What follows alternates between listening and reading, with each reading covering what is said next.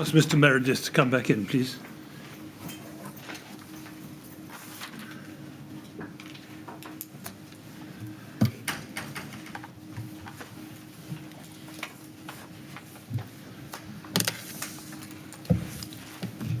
All right, Mr. Meredith. Yep, thank you. Thank you very much. Yes, Mr. Yes, thank you. I just want to pick up on one point arising from this morning's evidence before we then pick up where we left off. So we looked at the BBA certificate, the revised issue certificate from 2010. And if we could bring that up again, that's BBA 6037. And you asked some questions from the chairman about the image there on the right, showing a steel frame system. Is it right that this certificate would apply to buildings above and below 18 metres? This is a general Cooltherm K15 certificate that's supposed to apply to all areas of K15. Yeah. But it's right, isn't it, that in the image we don't see any clear delineation between whether that system can be used above or below 18 metres, do we? No, not at all. It's just a general illustration. Yeah, okay. Now, picking up where we left off, if we can go back to KIN 3021095,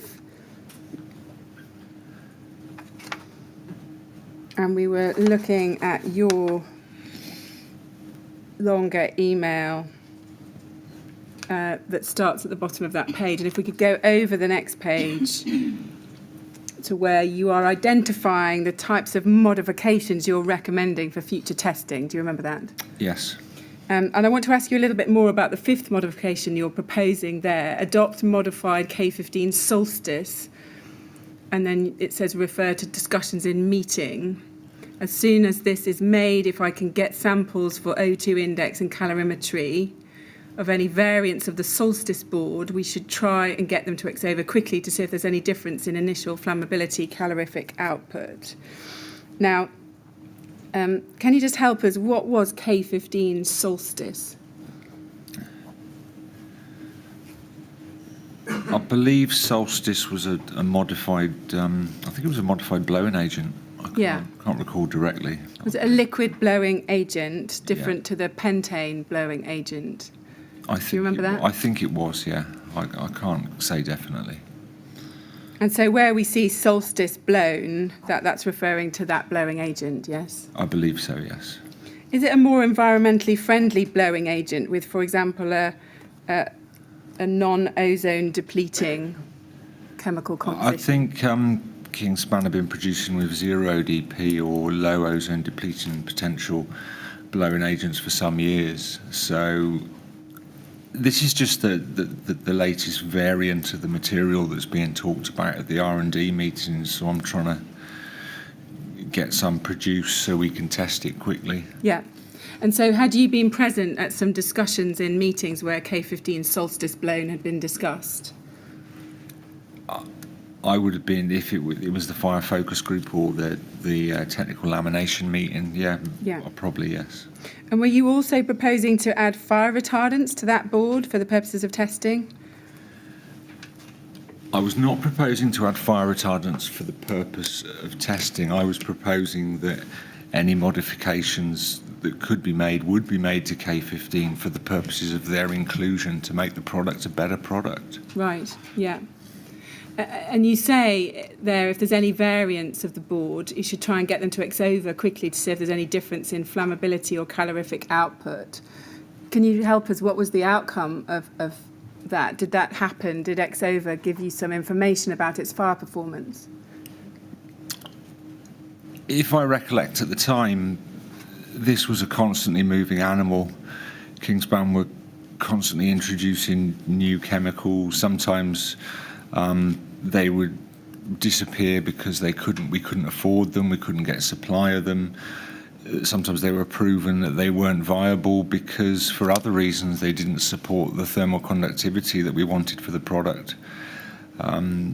I think fire was always seen as very much secondary, whereas I was trying to pitch fire as the most important characteristic for K15. Right, yeah. But going back to my question, can you recall what the outcome was of any testing and the difference I don't know any. I can't recall direct results, to be honest. Okay.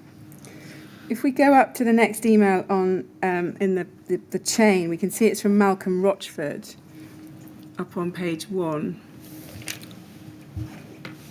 And he says, on the 13th of January 2014, to you and Tony Millichap and others, he says, Ivor, agree with all, except move to solstice, as rest are merely tweaks to the test.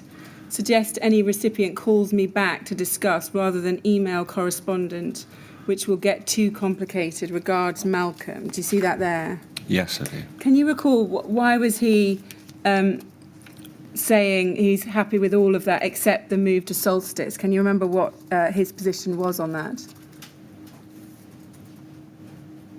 I don't know exactly what his position was, but it could have been that solstice was not a viable option because of the it didn't support the thermal conductivity that we desired for the material. So, and maybe I wasn't au fait with that, and he was just suggesting why were we talking about that. I don't know. Like I say, I wasn't directly involved in the chemical side. Okay. And did you ever get a clearer picture as to why he didn't want to discuss this in email correspondence? He says it will get too complicated there. But did you ever become aware that there was another reason? Malcolm was always very reserved about what we put in writing. I think I was told off a few times for maybe being too illustrative in emails, really. Why was he more reserved about what you put in writing? He'd been through a large legal case with Rockwell, I think. Yeah. And he knew how these things could potentially be taken out of context and come back to bite you, basically. Was that when there was an action by Kingspan against Rockwell in relation to how it represented its products? Yeah, that was the case. He'd been through that, and he was worried about committing things to email. I think that might be what he's referring to here. Yeah. Yeah. If we go above this, Tony Millichap then writes to you and says, just to you, on the 14th of January, it's the second email down there. Hi, Ivor. Malcolm's response was cryptic. Let me know his thoughts over the solstice element. And then you respond at the top, will do, he's in meetings today. Also, I edited your comments as I thought he would be concerned over us putting too much in black and white. So does that go back to... That verifies what I was saying before, yeah. That you were aware that Malcolm Rochford didn't like you putting too much in writing about this? Because he was nervous about if this ever came out, yes? Potentially, yes. Yeah. Agree. Let's go now to the March 2014 test. That was on Trespa decorative rain screen on the 19th of March 2004. It was a test to BS 8414 Part 2 with 80mm Kingspan K15 and this Trespa decorative rain screen board. And it was not successful due to flaming above the rig. Is that right? I believe so. I'd have to see the report, but yeah. Can you remember what K15 was tested on that occasion?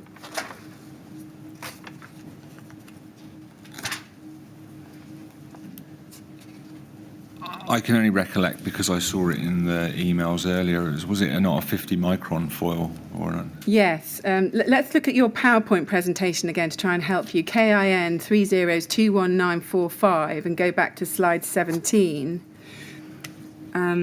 And within this, at 17, we can see the March 2014 8414 test one line up from the bottom. And yes, there you can see it says, according to this presentation, 50 micron unperforated sol. Does the sol mean solstice blown? That would be a solstice blown material, yeah. And as you pointed out, 50 microns is double the thickness in relation to... Of the... foil component of the foil, yes. Facing, yeah. Whereas the standard foil would be perforated and 25 microns. Is that right, isn't it? That's correct, yeah. And here you've got unperforated again in this schedule. Do you see that? Yes, that's correct. Can you confirm that this was a research and development product, which was solstice blown with that thicker foil facer?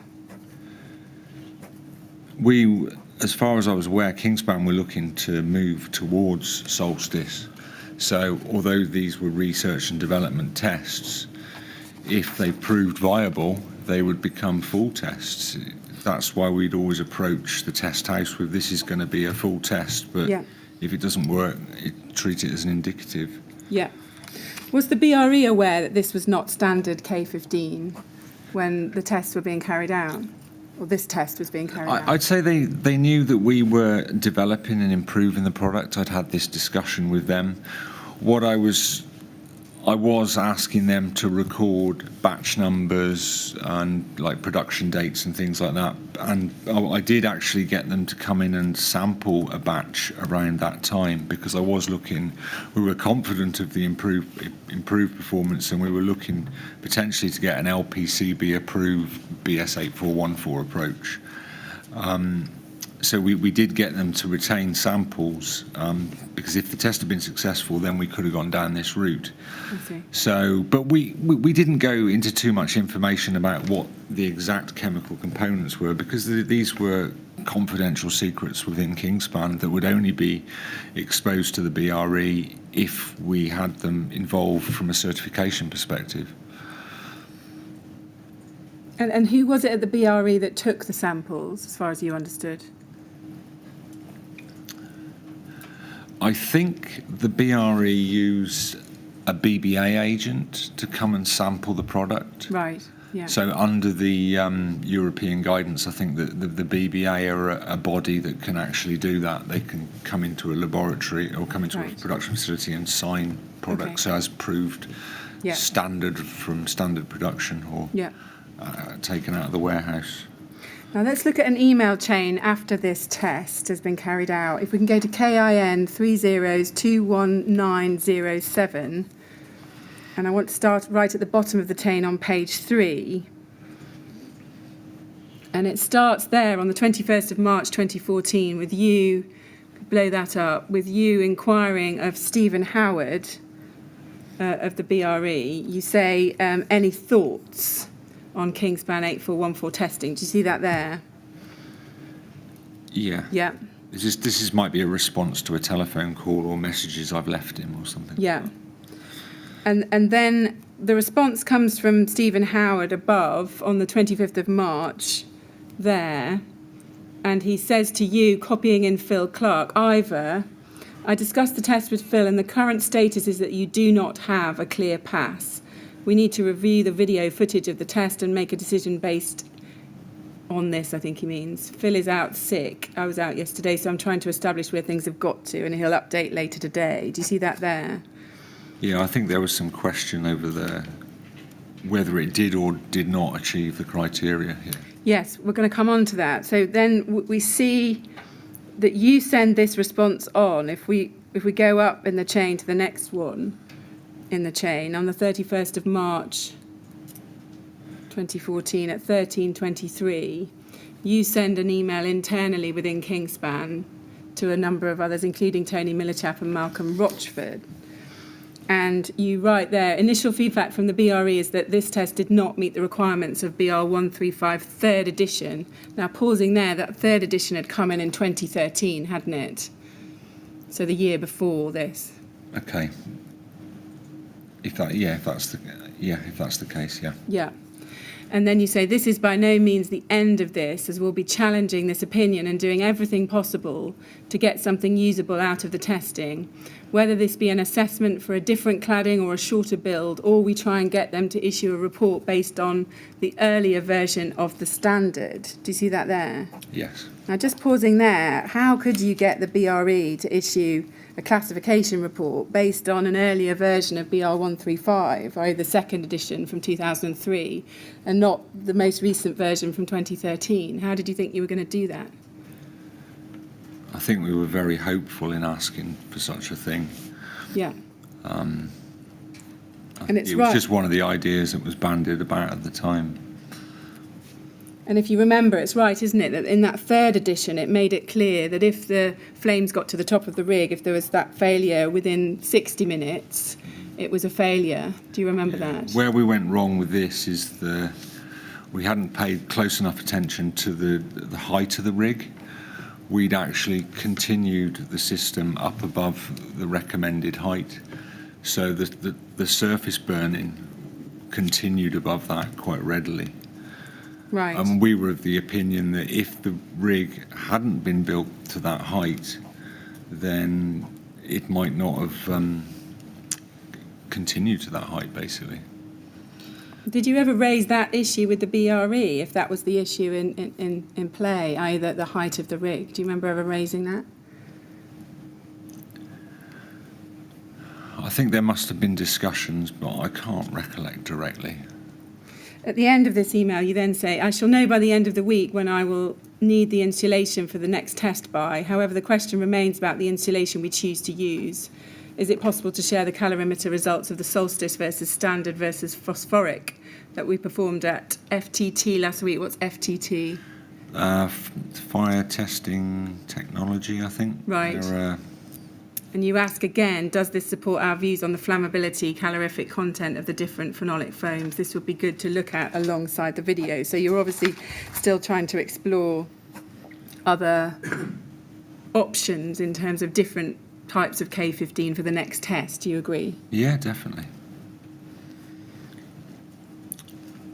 And who are you asking to share the results? Who is it that you want the... That would be Lindsay Hobbs and Gwyn Davis. I pushed for many years for us to get a calorimeter that we could use for factory production control, so we could maintain congruent formulations specifically for products like K15 where fire performance was critical.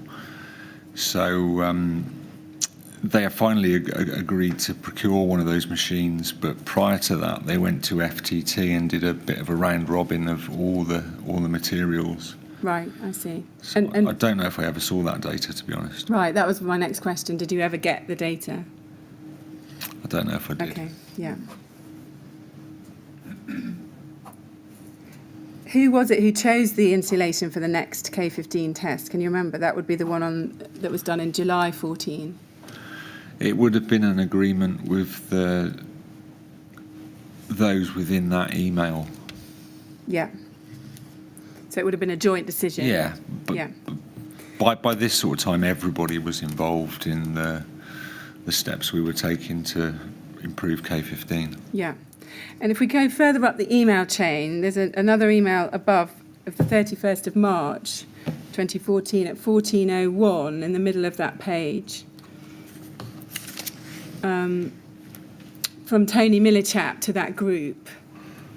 And he says this, he says, let's not forget we are carefully pushing BRE for the result. Typically this is not issued without the full report after 4 to 5 weeks. In the short term, we are just trying to understand our options whilst waiting for the full data and trying to sow some seeds to influence that result. In the event we do not get what we aimed for, stronger tactics will be employed. And then he says, obviously, Lindsay's welcome to attend a dismantle. And then he goes on and says, I will concurrently employ our solicitor to ensure they are fully briefed to support a challenge or defend against any ongoing contracts. Do you see that there? Yes. Now, looking back at that first paragraph where he says, trying to sow some seeds to influence the results, what seeds were sown to influence the result, to your knowledge? I think Tony had highlighted to me some ambiguity in the way that BR135 was written, or the actual, yeah. So I remember at the time he felt we had a case for arguing that, because what we wanted from this test, yeah, it wasn't a great result, but we wanted it to be considered in our body of evidence. So is your evidence that sowing the seeds were arguing back to the BRE about whether or not the test was a pass? Yeah, certainly. Yeah. And what about... the BRE didn't... It wasn't normally after the test they give you the green light, but in this scenario they were very much sort of on the fence with it. They needed to consult their assistants and etc. because they didn't know whether it was definitely a fail. Right. What about the stronger tactics? He says, in the event we do not get what we aimed for, stronger tactics will be employed. What was your understanding when you received this of what he was meaning there? I don't know what stronger tactics could be employed, really, to be honest, but... Could it be threatening legal action, as he then implies at the end of that email? He's going to employ the solicitor to ensure they're fully briefed to support a challenge. Could that be one of the stronger tactics? It reads like that, yes. Anything else? Were you ever aware of any other stronger tactics being employed?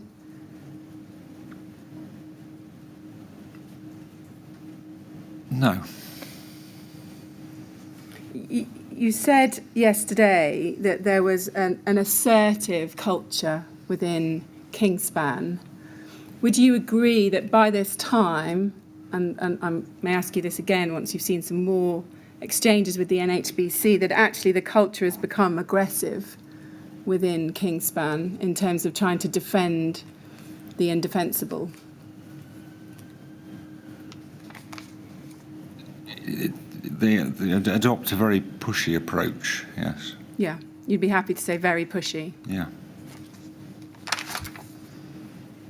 Do you accept that the final decision on whether or not the system could be classified to BR135 rested with the BRE and not Kingspan's own opinion?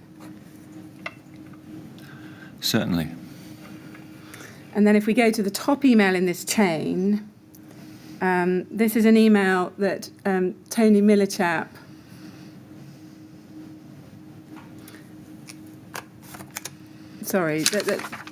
actually, it's a different chain. Let's go now to KIN 30100461.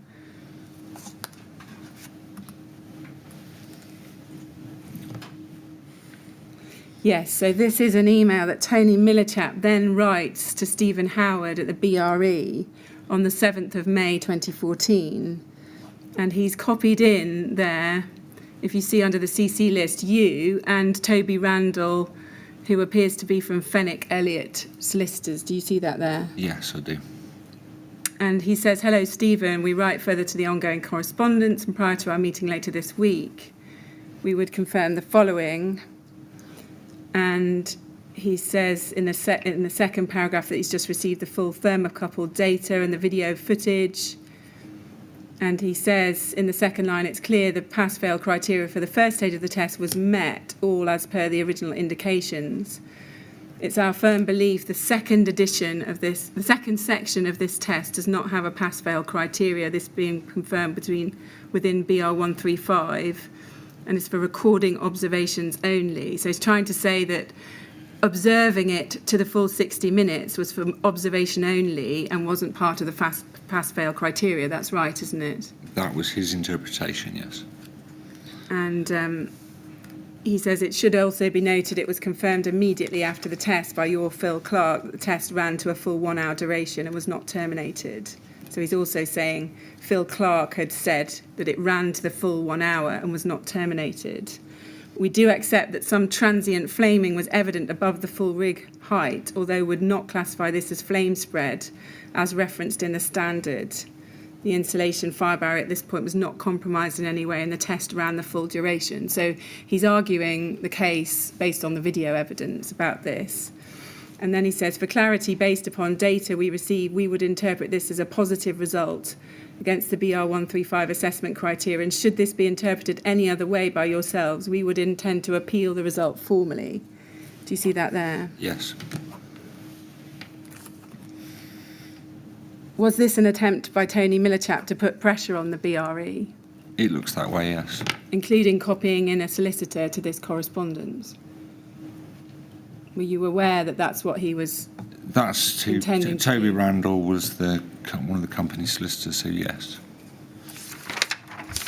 One of the issues here was that Kingspan felt the cladding was the cause of the failure. The surface spread of flaming was on the front of the cladding. But that doesn't matter, It wasn't, does it wasn't necessarily the involvement of the insulation. So we were looking, we weren't expecting a perfect test result, but we were expecting something that we could use to talk about our material and to build up our body of evidence. But yeah, I can see where you're coming from with it. Yeah, I mean, it's a full system test, and it may be that in one particular system, the cladding panels, have more of a contribution, in another it's more the insulation. But doesn't that demonstrate the need for it to be a system test, and only then used where that system is replicated? Yeah, certainly. If we go to BR135 third edition, if we bring up CEL 403364, and we look, this is the third edition, it came out in 2013, and we look at page 31 under B2. You see there in the middle of that page, B2, it says there in the second sentence, in order for a classification to be undertaken, the system must have been tested to the full test duration requirements of BS 84142 without any early termination of the full fire load exposure period. Do you see that? Yes. So BR135, third edition, was very clear that the full 60-minute duration was relevant, wasn't it? And any early termination within that full 60 minutes resulted in a failure. But was that test terminated early? Well, I think that's what isn't that what they're saying?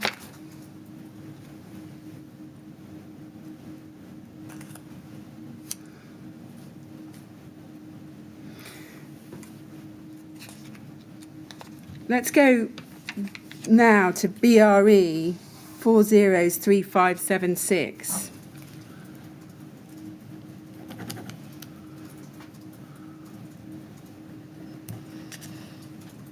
And if we go,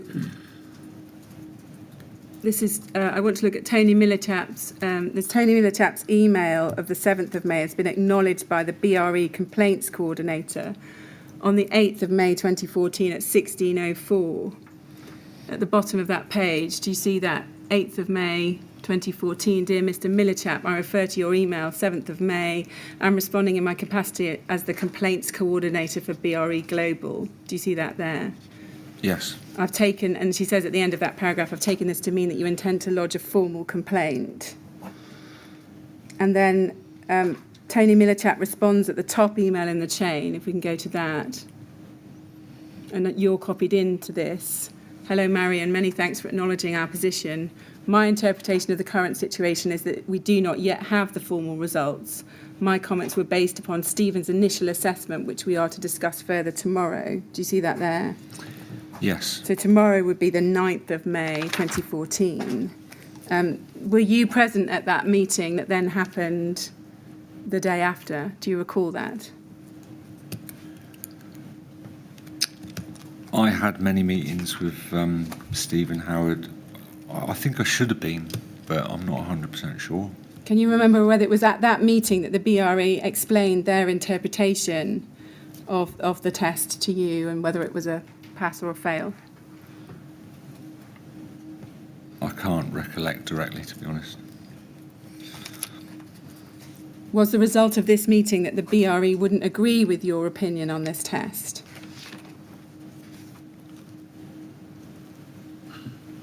I don't believe it was agreed with, no.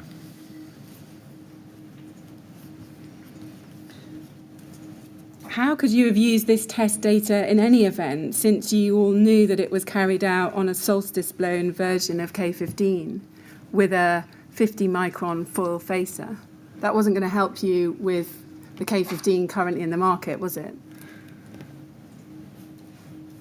I think it was an understanding that if we found a solution that was working, then that was what K15 would evolve into.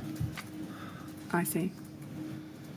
So that's how all the research and development works. You try a new chemical or a new facer, and if it met the criteria and it could be procured effectively, then we'd actually run with it. Yeah.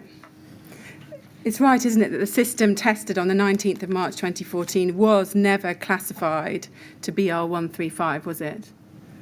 I don't believe it was. No. Now, around this time that you're getting pressure from the NHBC in 2013 and 2014, it's right, isn't it, that WinTech also started raising more significant concerns. Do you remember that? I believe so, yes.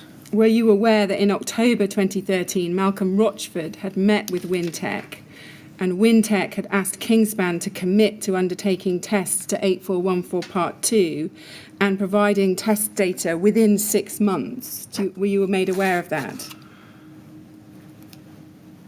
I think so, yes.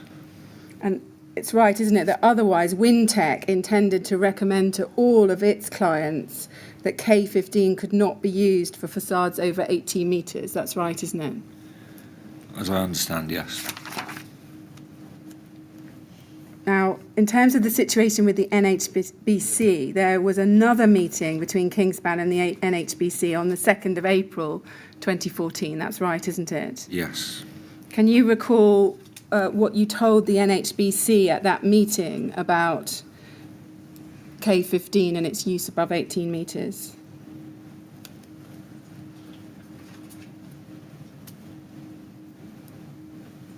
I can't recall directly without looking at the minutes. Okay. But it would have been something along the lines of where we were up to, what our latest approach was, I think. But you weren't able to provide any evidence of successful testing to BS 8414 Part 2, were you? No, not at that time. And can you remember how the situation was left with the NHBC, as you understood it? I think it was it wasn't the best after that meeting. No. Can we look at an email, NHB 50703?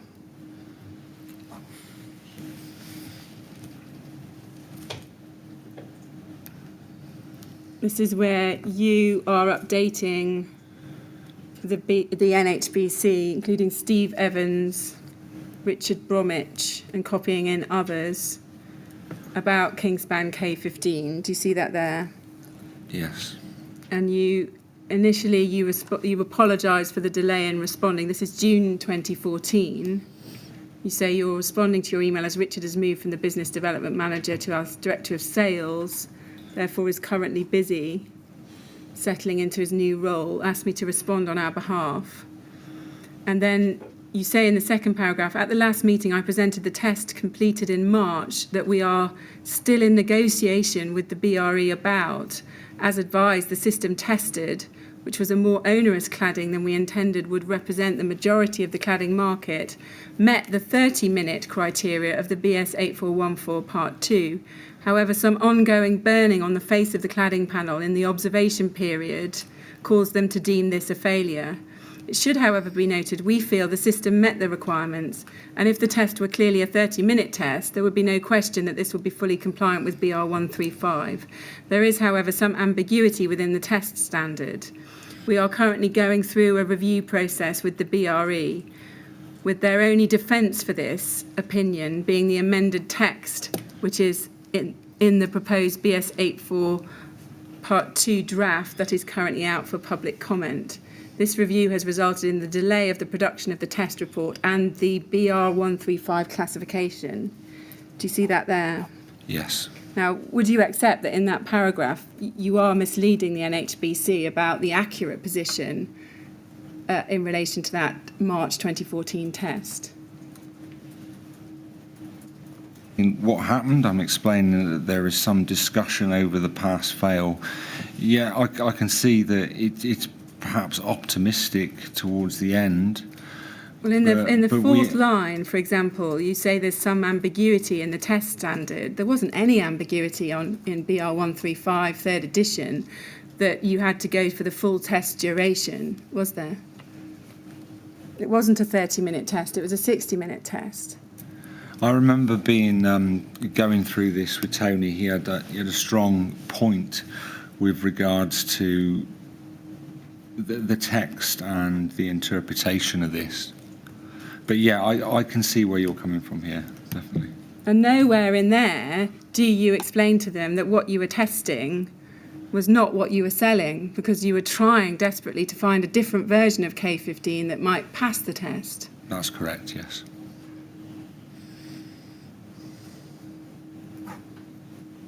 And the test was not going through a review process, was it? The BRE had deemed the test a failure and Kingspan were trying to challenge it. There was no review on the BRE's part, was there? I think we felt that the email from the customer services, we felt that that was going to be ratified there, I think, at that time. Okay. Did you feel uncomfortable about giving the NHBC the impression that this test might be deemed to meet BR135, thereby encouraging them to keep approving the K15 you were selling on tall buildings? I felt uncomfortable with all of this.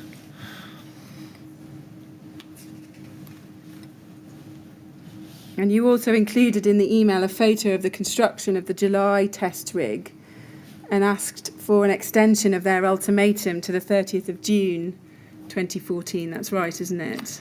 Yes. So you're saying, look, we've got another test coming up. Please don't go through with your threat of pulling K15 from your buildings. Give us until the 30th of June. Yep. You're trying to buy more time with them. Definitely, yes. And then in the final paragraph of that page, we see this. You say, Kingspan identify that a single test will not be the silver bullet to alleviate any concerns. Therefore, are working with Arup to create a generic assessment of our testing to date to give us a better scope of approval. Alongside any BS 8414 data, we are also looking to obtain a toolkit that can be used on a project-specific basis using knowledge that's been collated to date and allowed Arup, Wintech and the other large facade consultants to accept the use of Cooltherm K15 above 18 metres. Kingspan have a large portfolio of phenolic fire test data that has been used by Arup to accept the use of our products, which we can make available to the NHBC if required. However, we understand you need to firstly see BS 8414 Part 2 test information as referenced in our building regulation. A summary of this has been added for your perusal. Do you see that there? Yes.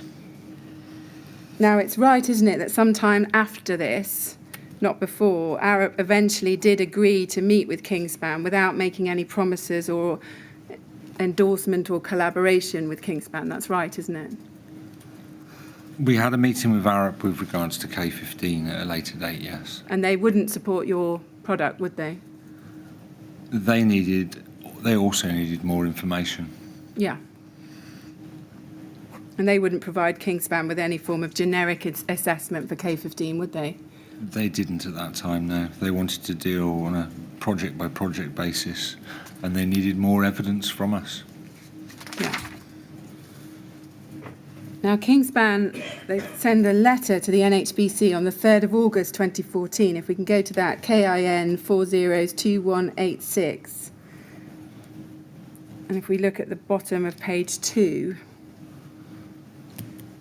sorry, if we can bring that up, KIN 402186, we can see this is a letter signed by you. And we go back to the first page. So this is a date of the 3rd of August for the attention of Steve Evans at the NHBC. Do you see that there? Yes. And, sorry, back to page 2. You've copied the letter to the sales director, Richard Bromwich, Richard Burnley, the managing director, and Tony Millichap, the technical manager within Kingspan. Do you see that? Yes. And who drafted this letter? Did you draft it, or was it a joint effort? Can I have a look through it from the start? Of course. Sorry, I'm sorry. So let's look through it first. In the first paragraph, you correct the NHBC about whether or not what type of foam Cooltherm K15 is, and you take the opportunity to correct them and say it's a phenolic foam, not a PIR foam. And then in paragraph 2, you say this: our significant test portfolio, alongside many precedents in gaining approval, standards, lobbying and extended involvement with fire consultants over many years, has afforded Kingspan with a deep understanding of the regulatory framework in this area. Given Kingspan's confidence the product is fit for purpose and working within this framework, our only practical option to demonstrate compliance is via a fire safety engineering approach. The prohibitive cost and recognised lack of scope of approval within BS 8414 and BR 135 demands this. Do you see that there? Yes. And So this letter, sorry, was I recognise this text as this came from Tony, or he assisted me in putting this letter together. Yeah. And it's right, isn't it? And that it's not until the 4th of August 2014, after this letter, that you write to Arup seeking their assistance.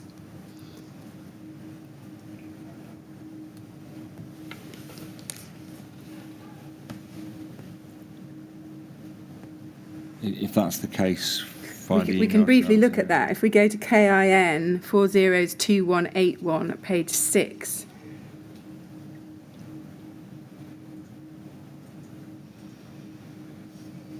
There's an email on the 7th of August 2014. Yeah, I was 542. having no success with Andrew Hedges, I think. If we go up, I think we go up the page. Yes, there. So 7th of August, Charlotte Adam, and then we go down there at Arup. We trust all is well. You've had some involvement with the project First Street and Carillion, and then you say we'd like to plan a meeting. We've got 2 successful 8414 tests, one with a combustible cladding and one with a terracotta, to send this to you to start discussions about our needs below. We know that our testing is not a silver bullet, but would like some scope of assessment and the identification of when a fire consultant needs to become involved. So that's where you're asking Arup to see if they can give you some kind of scope of application. Yes. So if we go back to the letter that you'd written to the NHBC on the 3rd of August 2014, we see there in the second paragraph you're referring to your significant test portfolio. What was that significant test portfolio? It was no different to what we've talked about before, was it? You didn't have any 8414 test that you passed in 2014. You only still had the 2005 test, isn't that right? Yeah, I think we're generally referring to all our fire testing on all our cool firm products. Yes. So yeah, it's not directly clear. No, and for large-scale fire testing on K15, you didn't have any further 8414 test data or BR135 classifications, did you? That's correct, yes. And then in the next paragraph, you say, for absolute clarity, Kingspan insulation or confident cool therm can be appropriate for use in the application.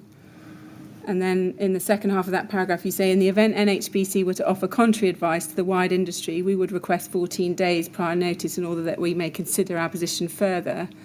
This is particularly pertinent given the number of bodies you've undertaken to keep informed. And then if we go to the top of page 2, you say, as part of the test portfolio, we have completed 2 further successful tests to BS 8414 Part 2 this year, and currently await their interpretation to BR135. These tests have been commissioned to demonstrate a range of approval and include scope for insulation thickness and cladding finish type. We've also reached some agreement with regards to extending the scope of this testing in line with comments from your Dave White with regards to the possibility to put flexible insulation fill between the steel frame stud work. Do you see that there? We had received an agreement from I think it was somebody at the BRE that said the inclusion of a flexible insulant between the steelwork would not adversely affect the results, so they were comfortable in providing that assessment. In terms of the 2 further successful tests you're referring to at the top of that page in that paragraph, which test? There's been the one to 8414 Part 2 carried out on the 7th of July 2014 on a research and development product. What's the other successful test?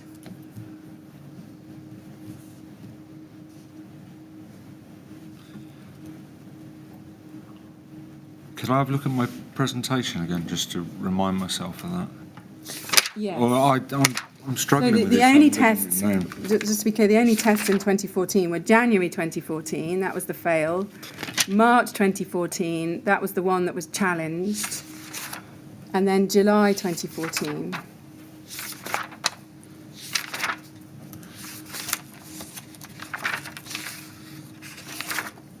And the January and March ones were TRESPA, were they? Yes, one was a TRESPA. Yes, one was a TRESPA. FR. high pressure laminate, and the other one was a decorative Trespa. The second one.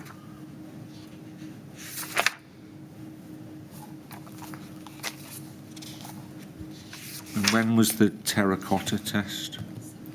7th of January 2014. Sorry, July 2014.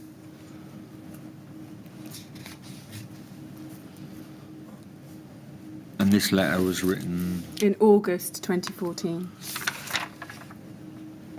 So I'm talking about the terracotta test there, aren't I? And we're talking about, potentially, I think we might be talking about the one that might be a fail. The March one. The one that was deemed potentially a fail. But the BRE had not, by August 2014, changed their previous position on that March test, had they? No. Like I say, I think Tony was, because we had that ongoing C1S25, whatever it was, complaint code, that was going to be reviewed at a later date. I think, anyway, this is just optimistic text, isn't it? Well, it's inaccurate. Yeah. It's not optimistic, is it? Because there hadn't been a second successful test, had there? Because March 2014... Yeah, if the first one's not successful, then yeah, it doesn't work. I think you agreed with me earlier that Yeah. the January one was certainly not. I think it failed both on thermocouple and reaching the top of the rig. Are you prepared to accept that this is inaccurate and misleading, this paragraph? Yes, definitely. And then in the last line of that paragraph, you say, we've also reached some agreement with regards to extending the scope of this testing, in line with your comments from Dave White. Can you help us as to what that's referring to? This is to do with the inclusion of flexible insulation. We were proposing, I'd been sending the design details for the future tests to Dave White. He'd been concerned that we weren't including mineral fibre or flexible fibre insulation between the steel studwork. Although we weren't actually testing with fibre between the steel studwork, when I spoke to the BRE, they were comfortable that they would be able to do an assessment to take a Part 2 test without flexible fibre between the studs and say that, yes, flexible fibre could be included between the studs. This was one of Dave's requirements. He was very passionate about fire resistance, so he wanted to see that flexible insulation in that area. I see. So that was a very specific area that you were discussing. Yeah, that was, yeah. It was not extending the scope of 8414 testing. It is extending the scope of 8414, but it's saying that it's not just applicable for steel frames, it's applicable for steel frames with insulation between them as well. But you hadn't even got to the steel frames bit, had you?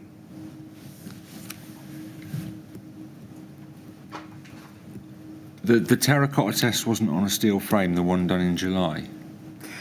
Sorry, that one was, but it was a research and development product. It was a solstice. It was a solstice, which was going to be. You see, in my mind, I come back to what I said before about once Kingspan found a product that worked, it was no longer research and development. That was going to be the way forward, and we would only move backwards if we could then take that test and repeat it again with the standard product. And then we could say, okay, well, we passed it with a better product, but we've also passed it with a standard product, so we can move back to that. Yeah.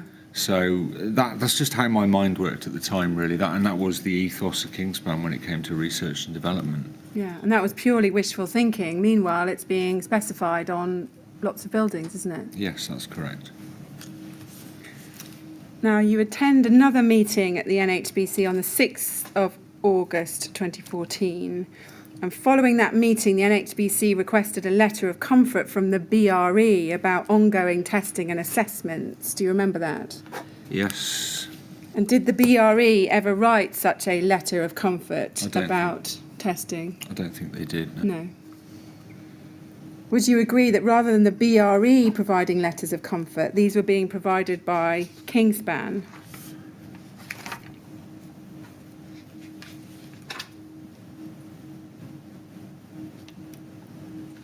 Yes, we were providing letters that said that we were happy with it, but you still needed to source independent verification. Yeah. Because at the end of the day, we only had this body of evidence. Yeah. Let's look at an email chain, KIN 408841 from the 21st of August 2014.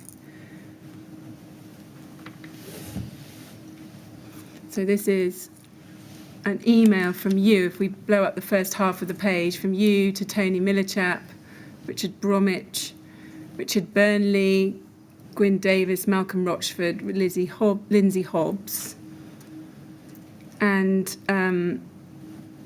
you say, subject comment required by Monday 5 p.m, please, K15 update. And you begin that email saying, as the key stakeholders for the current cool firm K15 fire certification issues, I've taken 5 to update you all on the current situation since our last meeting a month ago. Do you see that there? Yes. So is it right that those were the key stakeholders, those people who received this email? They were the key stakeholders for the K15 fire certification issues? Yeah, I'd say at the time, yeah. Perhaps I might have missed Vincent Coppock, but he reported into Malcolm, so Malcolm's on there, so yes, that's fine. And under NHBC BCA, you say this, a meeting has been held with the NHBC, whom are still pushing for someone to provide job-specific test data. They are still sanctioning the use of K15 as long as they get a bespoke letter off Kingspan, which technical projects are turning around in 48 hours on receipt of the drawings and confirmation of the fire barrier dimensions. They have also given us an extra 3 months to get some further assessments on the test data to meet their needs. We've also requested 2 weeks notification if they decide to change their stance. Steve Evans was also involved in the BCA publication attached, and you attached BCA Technical Guidance Note 18 from June 2014 to that email. And you say he was involved in that publication attached, which has been driven by them following the confusion in interpretation of our high-rise regulations. I've highlighted some parts of this document as it clearly singles out polyurethane as not being suitable, but does not mention PF, phenolic foam.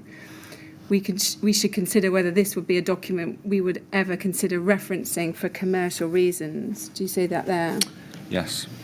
So going back to the second line of that, what's happening is NHBC and BCA, the Building Control Alliance there. But I think you're saying there that it's the NHBC are still sanctioning the use of K15 as long as they get a bespoke letter. Is that right? That's correct, yes. And again, Kingspan shouldn't have been sanctioning the use of K15, should it, given the testing it had done to date at that time?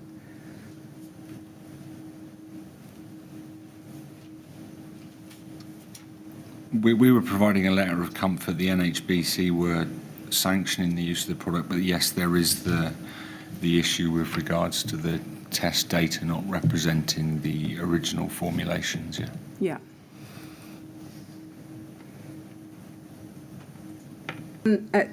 In the senior management at Kingspan, several of whom you've copied into this email, raise any concerns or make any comments about this practice at this time? Do you remember? Not that I recall. Was the risk to life safety or Kingspan's corporate responsibility ever something that was discussed, either at this time or thereafter, in relation to this approval of K15 on high-rise buildings? The letters of comfort that we wrote, I think we might have had a lawyer look at them or something. They were, Kingspan was only simply presenting the information it had, and they were always pushing out for others to take responsibility. So although it was a letter of comfort, it wasn't really a big comfort to the NHBC, those letters. But you were still positively suggesting K15 in configurations very different from the one you tested in 2005. Yes, that's correct. And despite knowing that the product had changed since that time. Yes, that's correct. Now that test from July 2014, just to ask you some questions about that now, That was on the 7th of July 2014. That was the third test that year. It was a test at 8414 Part 2 using a terracotta tile at the BRE. And in your witness statement, if we go to that, at the top of page 58, paragraph 120A, you say you're asked about what was the product and the properties of the product actually tested. And you say foil-faced thermoset phenolic foam. This was an improved variant of K15. It would appear the same, but production records would relate it to a trial product that potentially going to be the new version of Cooltherm K15. Do you see that there? Yes. Was there anyone in the technical team at Kingspan who was unaware that that test had been carried out on a trial product?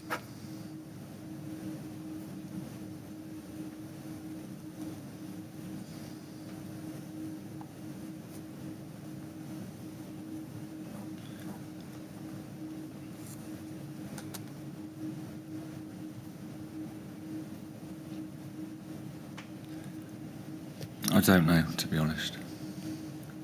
Maybe the frontline technical advisors, but they weren't dealing with the K15 inquiries. But all those who were on that email chain before, would they have been aware that the July test was on a trial product? Of course, because they would have provided the product to me, so yes. Yeah.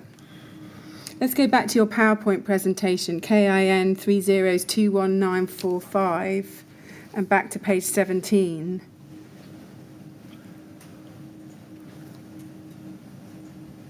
And we can see at the very bottom of that page, July 14, Kingspan. It's 80mm Kingspan this time.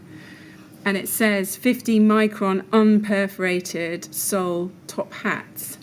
So the 50 microns, we know that that's about the foil facer. So it's double the thickness of the foil facer normally used for K15, yes? That's correct. And it's unperforated. Sorry, whereas, it's double the thickness of the foil within the central part of the facer. yes. So it's not the entire facer. It's, No, I it's see. a laminate facer. I see, yeah. And it's sol again. Does that mean solstice blown? That would mean solstice blown, yeah. And what does top hats mean? Can you help us? Top hats is in relation to the aluminium support system, which would be what was required for terracotta. I see. And then we can see on the right that was a terracotta Cladding system, test. yeah. Yeah.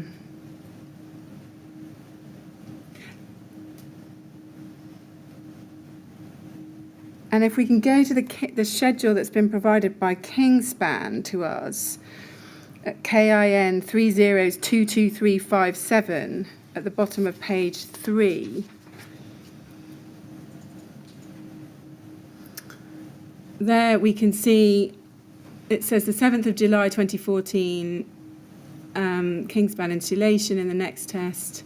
And then the next system test at terracotta, this is Taylor Maxwell Standard Classico Terracotta Tile. It's a pass. There's a test report number.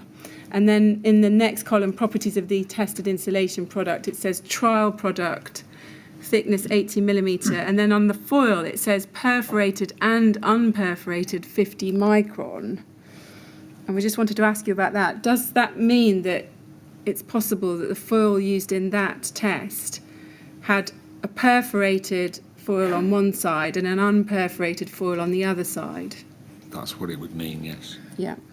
Do you recall that about that test? I You remember recall that? it was very difficult to manufacture products without perforations. I think we really struggled when it was unperforated. I think there was issues with the boards buckling, but it was something that they were potentially working towards, so it was suitable enough product to be used in the test anyway. Yeah. In Adrian Pargeter's third statement to the inquiry, he's described this test as testing a low lambda version of K15. The solstice, is that right? The solstice blowing agent was what the business were moving towards to reduce the lambda from, I think, 022 to 018. So it was definitely something that was going to happen. Yeah. If we can go to an email you send on the 27th of October 2014, KIN 3021904.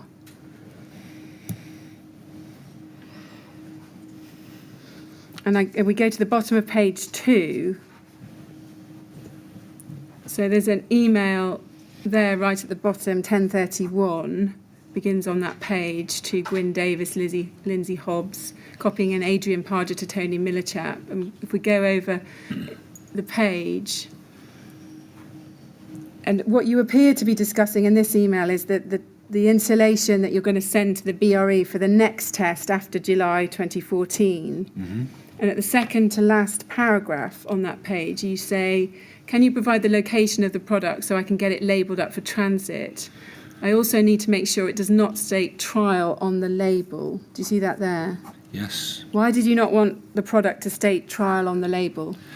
Again, we were wanting to keep things simple with the BRE. We would be providing them with batch numbers. It would, traditionally, if things were in the warehouse, it would probably say OP 920 trial or solstice trial or something like that. To keep our commercial secrets, we needed to make sure that that was a correctly labelled product. But did you not want BRE to know that it was a trial batch? Why was there a problem with them knowing that?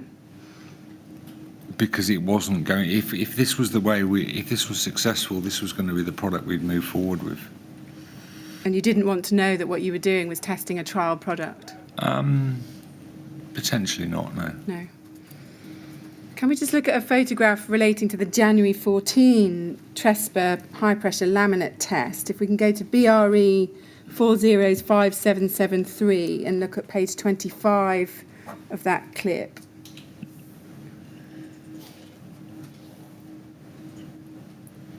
And I want to zoom in on the bottom right-hand photograph on that page. Do you see that down there? These are photographs provided to the inquiry in the BRE's disclosure and appear to relate to the test based on the number that was used for these photographs, to the test on the 7th of January 2014. And you can see it says K15 trial there. Do you see that? Yeah. So is it possible that for this test, someone didn't think to remove the trial on that? The product would have that information on the label. You've got the batch number there, the production date. That would all be printed on the side of the boards. They have further labels on it to identify the stacks, which often, when they're in the trials area in the factory, they had, more simpler labels which would describe the chemical constituent of the product. So. Yeah. Can we now go to an email from November 2014, KIN 3021810. So this is towards the end of 2014. And the subject heading, sorry, if we bring that up.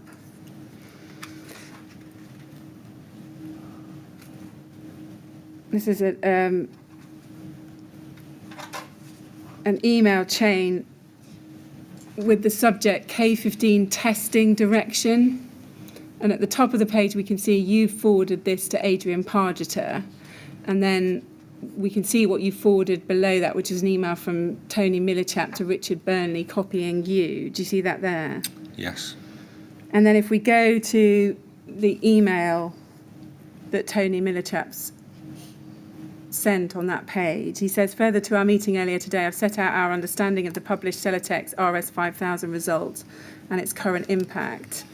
And then he says this, initially having sourced a copy of Celotex marketing blurb, we were not surprised of the vagueness surrounding the specifics of the test construction, notably around provision of fire breaks.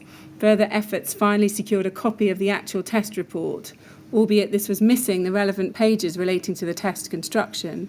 Upon receipt of the actual construction designs, these were reduced photocopies again, lacking clarity.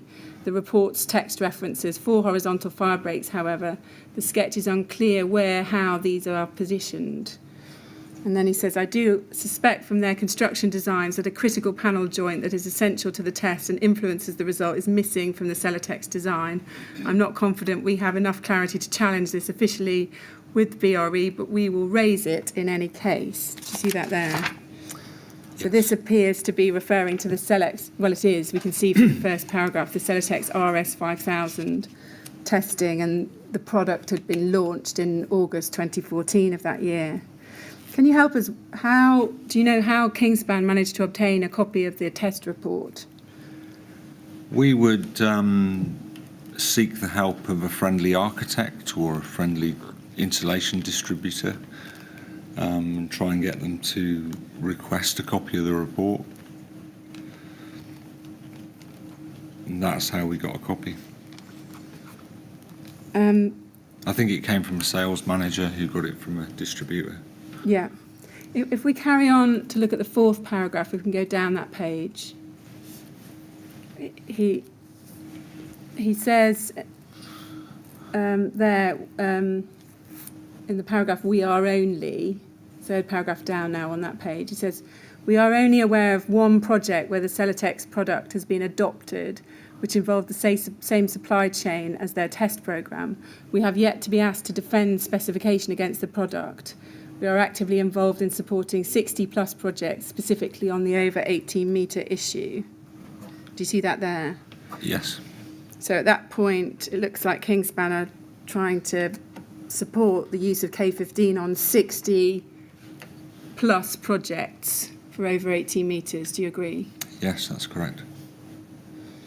And then he says this in the same, moving on in the same paragraph, whilst we had to financially support the project at First Street, Manchester, this specification held and we have not lost a specification since. Feedback from specialist subcontractors, specifiers and consultants all raise doubt over the Celotex solution.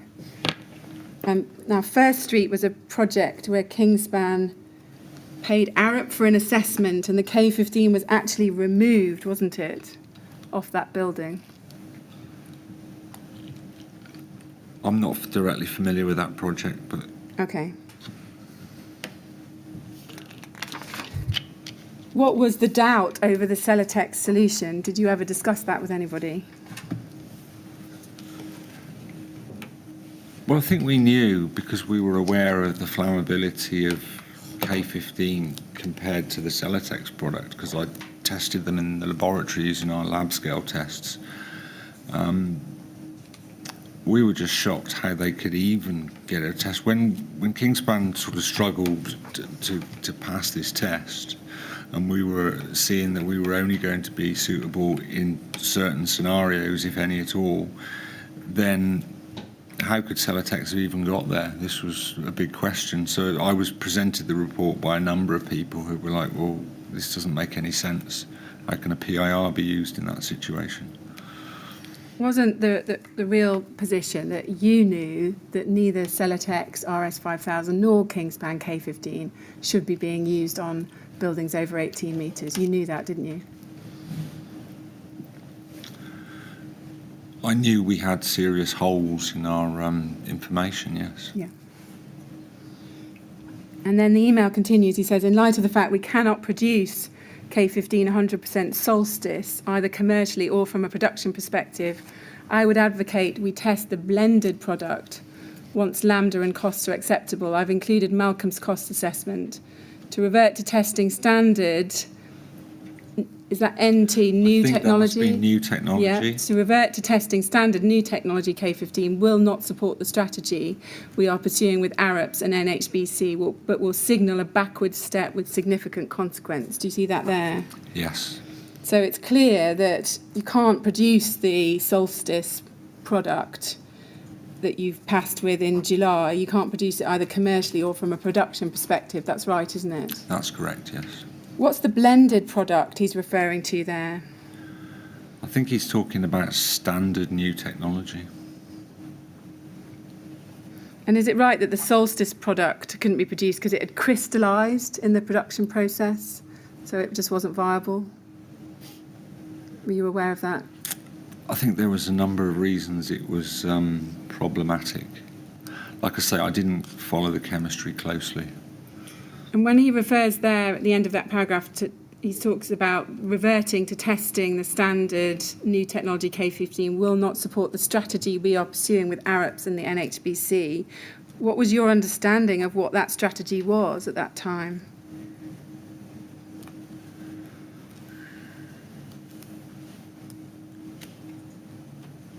That we were looking for assessments, we were looking for expansion, we were looking to work with a favourable consultant who would be able to take our information and expand it. So get a scope of application on those on the original test result. And you were still desperate for that, weren't you, at this time? Of course, yeah. But we were shocked with this because this is typical of what was happening at Kingspan. We were going down a route with a new chemical, and then it was proving when we started to we do small scale testing, it would prove it's okay. When we started to roll it out to the product range, it would either become not available, China couldn't supply it, or it was not commercially viable for any number of reasons. So because we were mixing the formulation ourselves, we were constantly coming up against these sort of problems. Yeah. So, we could talk about 2 years' worth of work could be just down the pan because they could no longer afford to buy that chemical. So It was very frustrating. Yeah. I mean, I personally wanted a comfortable pass margin on any of our tests so we were confident in what we were supplying. It was just not a good situation that we were only barely passing, if not at all. Yeah. And then in the next paragraph, he goes on, the above approach assumes we continue to acknowledge differences between the tested products, both blowing agent and facing thicknesses have significant impact. All testing has been referenced back to precise batches with control samples, as is a requirement of BRE. However, this does not include a description of the physical differences. Do you see that there? Yes. Just going back to what I was saying before about I'd made sure that the BRE had all the batches, so if they ever came in with the LPCB, it could all be traced back and we could have a certified, validated approach. Yeah. I want to ask you, by this time, had Kingspan discussed with anyone else at the BRE the differences between the sold product and the tested product? I think he said that yesterday that Phil Clark was aware that you were trying out different products. Is that right? I was talking to Phil about that we were making improvements to the material. That's why I was asking for his candid answers, his on and off record comments with regards to what he thought of the product. And was he aware that what you tested in 2005 was not what you were selling after that? I think he was. I noticed he was. I think he might have spotted the facing was different, and I might have confirmed that to him as well. But was there essentially, to the untrained eye, it's a pink foam with a foil facing. It's not going to be. Nobody else is going to notice it's any different. It's only within the Kingspan formulation where the differences are apparent. Did you discuss that with anyone else at the BRE at any time, those differences? The BRE would certify our ISO 9000, so they were coming into the company 4 times a year to look at our formulations. However, I don't think we discussed it directly with regards to the K15 now. Okay. Now, the situation with the NHBC... Sorry, before you go on, Ms. Grange, can I just try and get a bit of help? Yeah. This reference to the blended product, I'm not sure how far it matters, but I wonder if you can just help a little bit further. The thrust of the paragraph, beginning in the light of the fact, is that you couldn't produce 100% solstice, but you didn't want to revert to testing standard and new technology K15. So I'm just wondering whether the blended product involves some sort of halfway house between the two, or maybe something different. No, I think that's just I think he's referring to just standard new technology. Well, that doesn't make much sense, does it? Because you go on in the next sentence to say, to revert to testing standard new technology will not support the strategy, but would be a signal of backward step with significant consequence. Yeah. So the argument seems to be we should try testing something that isn't standard new technology K15 and isn't 100% solstice. Could you shed any light on that? Yeah, no, I see what you're saying. I agree with this. It's talking about a mixture, isn't it, between the two? Yeah, that's what you're I'm right, yeah. just To be asking fair, Mr. Chairman, this isn't his email, just to be clear. It's Tony Millichap's email. Well, all right, Yeah. Mr. Millichap, but the point is, can Mr. Meredith shed any light on that? I think you're correct. Tony's angling towards a blend, but again, Tony, he wasn't a chemist either. He wasn't responsible for the chemistry side of the business. We were picking up terminology from the technical meetings. So. All right, well, if necessary, we can ask him or possibly Yeah, someone else. Yeah. Okay. Okay. Are you going on to another document? I am, yes. Would that be a good point to have a break, or is it going to interrupt the flow? I would like to finish this topic All right. on the NHBC before the break, if that's okay. Yes, all right, carry on then. So the situation with the NHBC escalated during the second half of 2014. That's right, isn't it? Yes. And if I can summarise the situation, after requests for letters for comfort from the BRE and ARUP were made, neither of these letters were written. The NHBC attempted to place further ultimatums on Kingspan to provide test data. The meeting with ARUP didn't result in ARUP agreeing to assist or provide any guidance to Kingspan. That was the position, wasn't it? Yes. And do you remember there was another meeting with the NHBC on the 22nd of October? This was the one where Richard Burnley attended, yeah? I think that's right. Can you remember what was said at that meeting?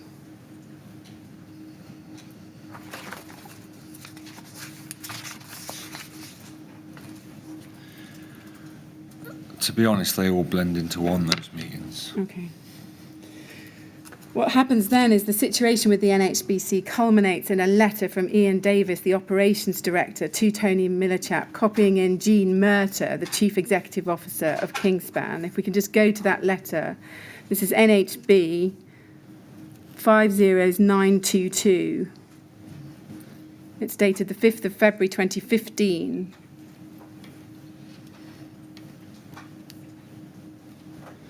And it's headed, the use of cool firm K15 in facades above 18 metres.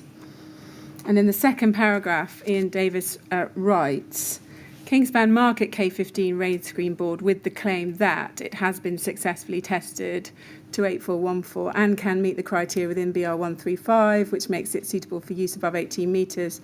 This wording appears on the front page of the K15 product literature, which is on your website.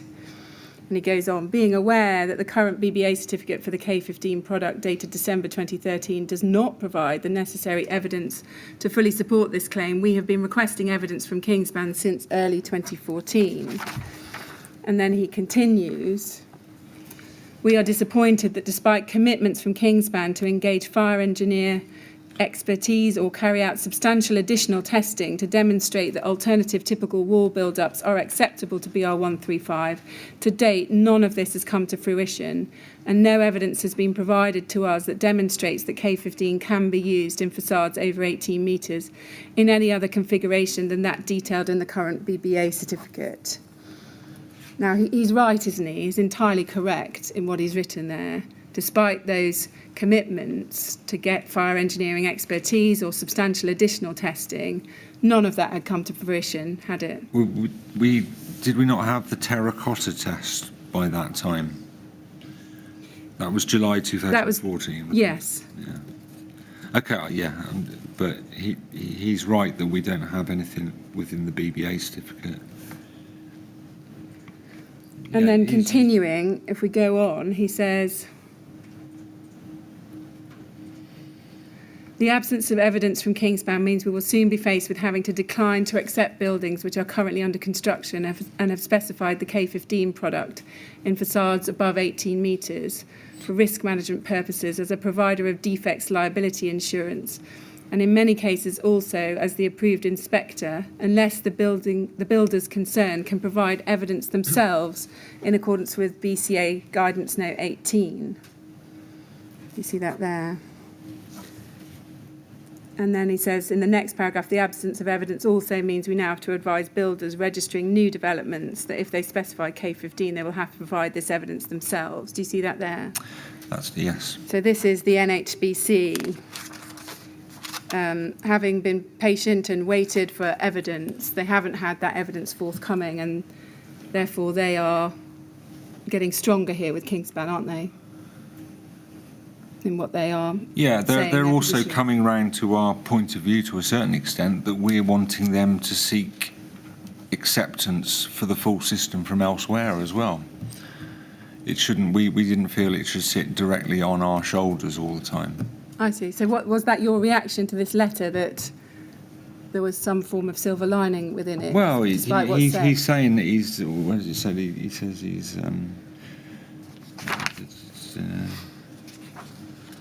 Unless the builders concerned can provide evidence themselves in accordance with the BCA guidance. I assume, I've not read the BCA document lately, but that refers to a fire engineering approach or something like that, doesn't it?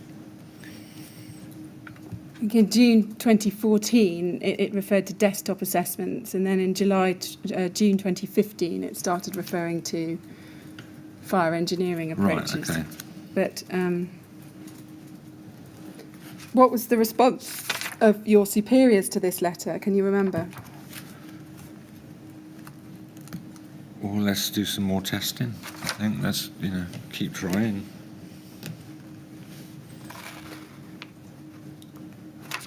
Let's look now at the response to this letter. It's at KIN 408283.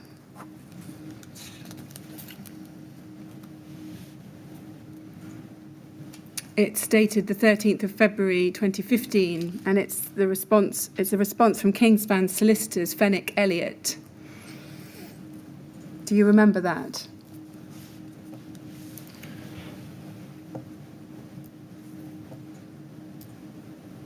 I was aware that this had gone on, yes. Yeah.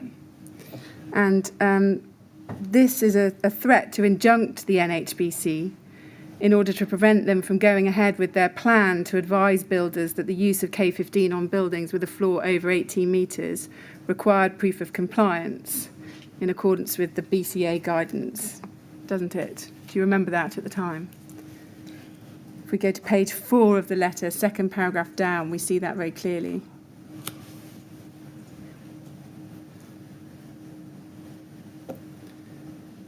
So you see in the second main paragraph down there, they want some, if we've not received such confirmation from you by 4 p.m. on Monday the 16th of February 2015, our client considers it will be left with no alternative but to protect its position by applying to the court for an injunction preventing the NHBC from making the statements you propose in relation to the K15 boards. Clearly, we would much prefer not having to do so. Now, were you involved at all at this point in Well, when it came to dealing with the legal side of it, this was sort of above me. But and I'm not. I think I'm not I sat asking in you. I might have sat in on a call, or I might have met Toby at one point with Tony. But this is not something that I would have got involved in directly. So I'm not asking you what the content of any instructions were that were given to the solicitors. Those are privileged. But do you know who it was at Kingspan who was giving instructions in respect of this letter? Who was it who was involved at Kingspan? I think we saw in the earlier email trails that this was this would have been Tony in conjunction with endorsement from his line manager. I see. Tony Millichat. Yeah. Yeah. Did you see this letter before it was sent to the NHBC? Do you remember? I may have had it sent to me. I had quite a large inbox. I didn't really get through all my emails on a daily basis. If we look in the final paragraph on page 3, the second line up from the bottom, we can see it said in that paragraph, given what we've said above, it's clear that there's no justification for taking the steps outlined in your letter of the 5th of February 2015. Taking such steps, that's the letter I just took you to, where they said they were going to start telling their builders that you needed to get separate authorisation if it was going to be used on buildings. Taking such steps would cause our client very significant financial loss. They are not properly justifiable from the tests which have been carried out. They would amount to actionable, negligent misstatements of the true position. Further, given that any such unjustifiable statements would clearly cause serious harm to our client's business, resulting in serious financial loss, they would amount to, and then at the top of the page, top of the next page, page 4. Defamation under the Defamation Act 2013. Do you see that there? So it's clearly being said in that letter that NHBC's proposed statement to builders, which they said because they simply had no test evidence to support the use above 18 metres, that they were proposing to say to builders that K15 had to be separately justified. Kingspan is saying that's unjustifiable. Now, was that your own view at the time? That's what I want to ask. Was it your view that the position the NHBC had taken was unjustifiable?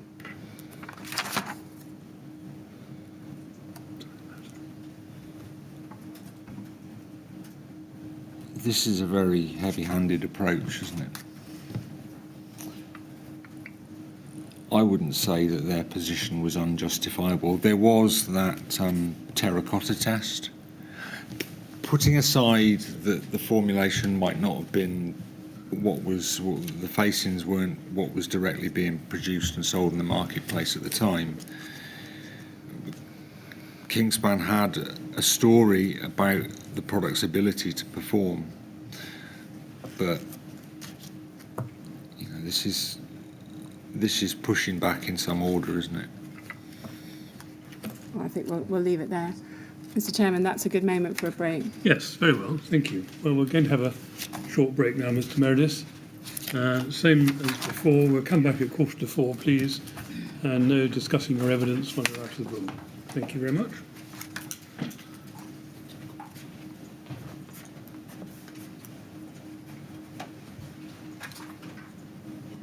Right, 4:45, please.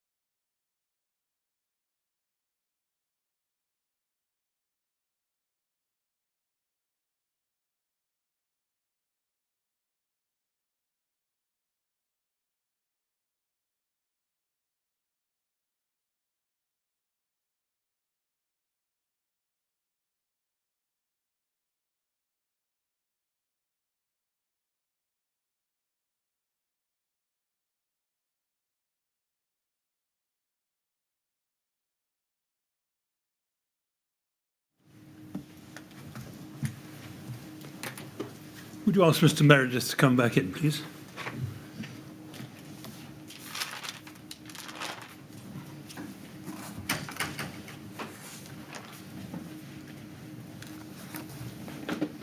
Right, Mr. Meredith, ready Okay. to carry on? Thank you. Yes, Ms. Grange? Yes, thank you. Just on National Class Naught now, just a couple of very brief questions on that.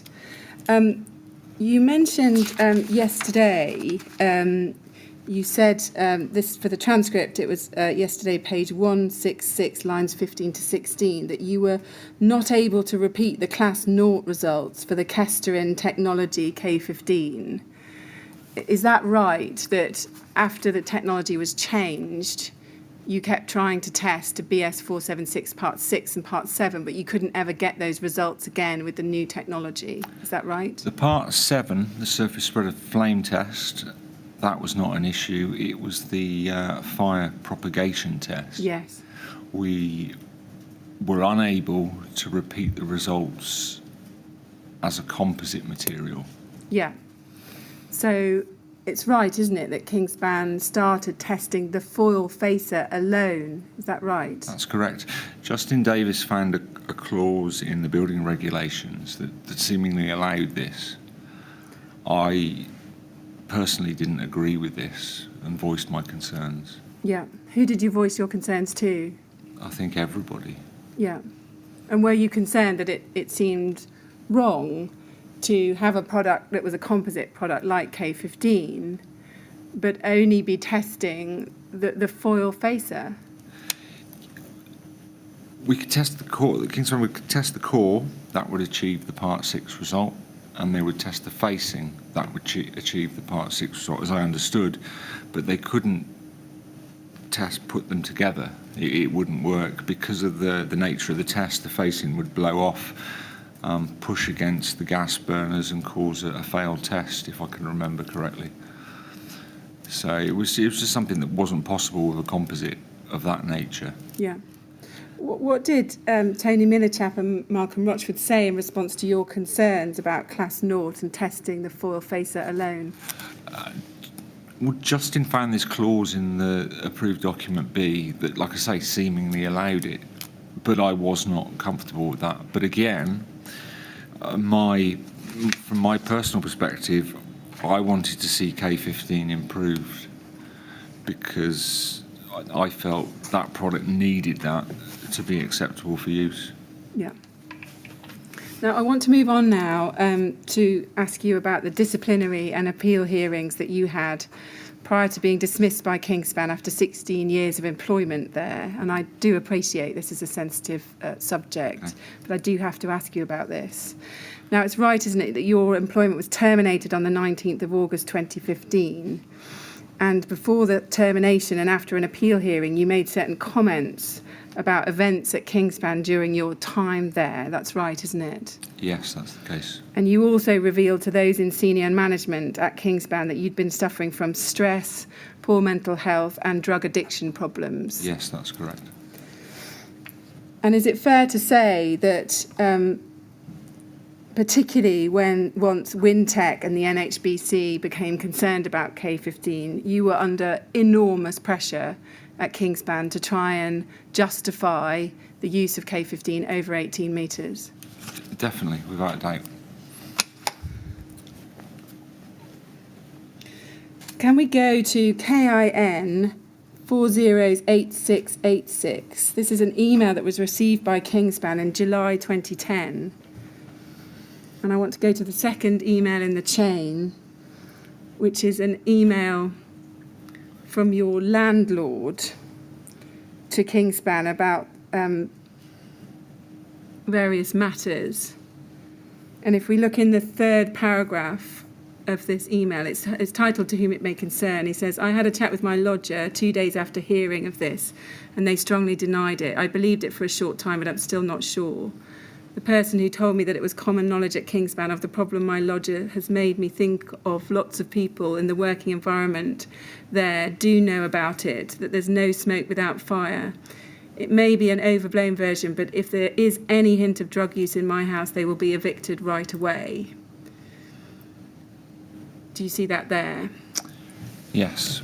And sorry, I should have picked this up in the first paragraph. It says there, a quick email at this stage. It says, I was told by a friend of mine who's an employee at Kingspan that another member of your staff who's a lodger in my house has quite a serious drug habit. Do you see that there? Yes, I do. Now, was it known within Kingspan at this time that you had a drug habit, a serious drug habit? I can't comment on that. I'm not sure. Like I say, I was definitely a functioning addict. I was working hard. It was just, I had a number of serious problems that weren't just that, that culminated in my last couple of years there. So we're a very busy company, so everyone was steaming ahead with their own agendas, working towards the main requirements of the company. Yeah. Were you asked by Kingspan at this time whether you had any problems? Did they come to you and say, Ivor, are you okay? Do you need support? Did that happen? I think both my bosses, Tony and Phil, would always do whatever they could to help me. They were very good bosses, but no. Not directly, not to do with this issue, no. No. Did you ever deny to them that you had problems of this nature? This was brushed off as a bit of a joke, really, at the time. Brushed off by you or brushed off by them? Brushed off by them and me to a certain extent. I wasn't going to... I had a lunatic landlord, as you can see. So, yeah, okay. It's just one of them. Would I be right in thinking that you didn't actually raise any of your personal problems with them? No, they weren't problems at the time. No. If we go now to 2014, if we go to KIN 408700, this is a series of emails from July 2014 between you, Tony Millichap and Susan Ewart, who worked, I think, in the HR department at Kingspan. And it appears that you'd not submitted your expenses and mileage claims at this time. And in Tony Millichap's email to you, in the top email of the chain, he says, Ivor, we've discussed related matters many times, including and recently as this week. You must allocate this type of activity the correct priority. Continued failure to recognise the importance of these procedures will require me to formally address the situation via disciplinary procedures. You will not get a warning again. For clarity, this relates to management of expenses, mileage declaration, time and attendance, and any other items relating to self-administration. On a practical note, putting a recurring appointment in your diary each week to spend some time on these tasks regularly will manage the issue. So, would you accept that at this time you were struggling with self-administration issues? I always put the requirements of the business in front of my requirements. So things like expenses, I saw as secondary, and I was dealing with things like testing firstly. Yeah, to my own detriment. I should have been sorting out because I lost loads of money for not putting my expenses in. But I was trying to do a job. I was very passionate about doing the job. I thought I had a job for life there, to be honest. Yeah. And did you feel at the time that Tony Millichap was trying to help you with sort out? Of course he was. And then if we look at KIN 3022559, this is the 24th of October 2014, and the issues are ongoing, and he writes to you again, and he says at the top of that page, Ivor, we've spoken too many times about this. I regret if this continues, I'll take disciplinary action. If you have an issue, you should come clean now, otherwise resolve immediately. Do you see that there? Mm-hmm. Did you talk to him at the time about the problems you were experiencing? Yeah, I was talking about I was overloaded with work. Yeah, and what was his response when you raised those issues with him?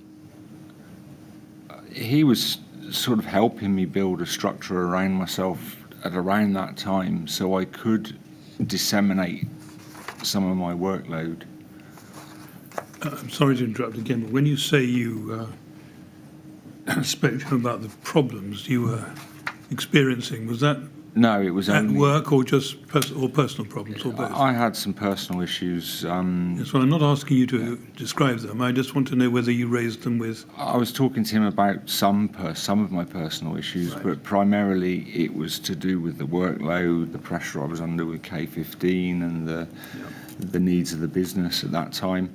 And Tony, he was then helping me put a team of people around myself to actually take the pressure off my shoulders. But unfortunately, it was kind of probably a little bit too little, too late. It takes a good, it can take 6 months to train a person up, and when you've got 4 of them around you that you're trying to train up at the same time, it wasn't an overnight process. So, like I say, unfortunately, it was a little, too late. But I don't blame the business for that. No, thank you. Sorry, it's strange, yes. Yeah, no, it's fine. Is it right at this time that you had literally thousands of emails in your inbox that you had to try and manage? Yes. Yeah. Yeah. And there was a meeting held with Tony Miller-Chapp on the 27th of February 2015 with Susan Hewitt present. Do you remember that? Yes. And at that point, he acknowledged that you were under pressure. And he also said he was impressed at the way you'd managed the team. Do you remember that? Yes.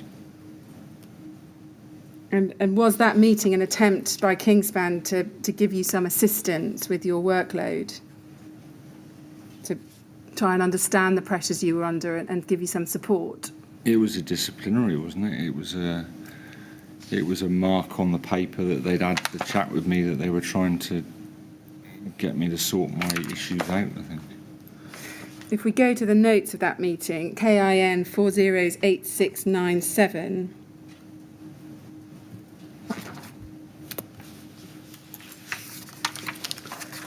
we can see at the first paragraph on the top of the first page, it says, set the scene, relevant conversation to have as a practical point of view. You are under pressure, and I think push that. You do a good job. I want to separate professional ability, my team doing a good role. Do you see that there? Yeah.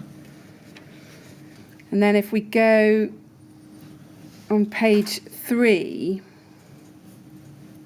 to look at these notes, we can see he makes a comment about your demeanour there, overall demeanour generally, exceptionally tired and perspiring a lot, personal changes, don't sleep brilliantly. Do you see that there? Yeah. So you're telling him that you're... Well, he's noticing something about your demeanour, that you're exceptionally tired at that point. Is that right? Yeah. Is that how you felt? And you told him you're not sleeping brilliantly at the time. Do you see that there? Yeah. And did you get disciplined at that time? This is February 2015. I think this is, I don't know what it is. It's a sort of precursor, or it's a mark on the paper. It's a warning, isn't it? I think that's what it is. Yeah. And then, moving forward in time, you're suspended by Adrian Pargeter at the beginning of August 2015. And it's right, isn't it? That was for falling asleep on duty and driving a company car against management instruction. That's right, isn't it? That's correct, yes.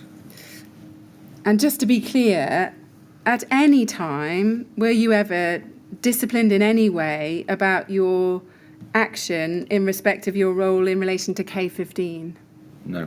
No, that was never part of it, was it? Not at all. No. And if we go on, you have a meeting with Adrian Pargeter on the 17th, and it goes on to the 18th of August. If we can go to the notes of that meeting, KIN 3022322. These are the notes, the handwritten notes of the meeting. And on page 9, I want to ask you about a number of things you said during this meeting and in the next meeting about the pressures on you and what was happening in your job. On page 9 of the notes from the meeting, and about a quarter of a way down the page, you're recorded as saying, it's under I, the second I on that page, and in the third line down there it begins, I had to be careful, a lot of responsibility, tricky line.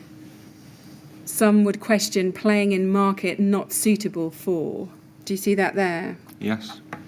Are you referring to K15 there? I'm referring to Cool Therm and K15, yes. I believe. Right. So that the whole lot, all the insulation products you were responsible for, is it right you were saying you were having to toe a tricky line, and some were questioning whether you should be playing in that market that it wasn't suitable for, yes? Yeah, definitely. Yeah. And if we can go to page 10 of 18 and to the end of the 6th line.